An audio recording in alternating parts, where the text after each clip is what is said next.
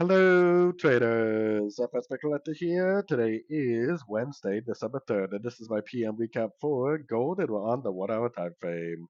So things are definitely playing out like I was mentioning this morning. I think this first wave down is an A because it is 5 waves, meaning that it's an impulsive move. It's a little overlapping too, which helps, with the evidence that it really is a wave A. Then I think we are likely in an overlapping pattern even more than this for wave B. Then I think we'll probably push down for wave C, eventually grabbing these lows, and this is going to be like a wave 4 on the 4 hour to daily time frame before we end up pushing up towards that 78% Fibonacci retracement for the bigger wave 5. Because, like I was saying this morning, I think this is a 3, 4, 5 pattern on roughly the 4 hour to daily time frame. So, anyways, don't forget to check out my website linked over here in the corner. And as always, thank you for watching and happy trading.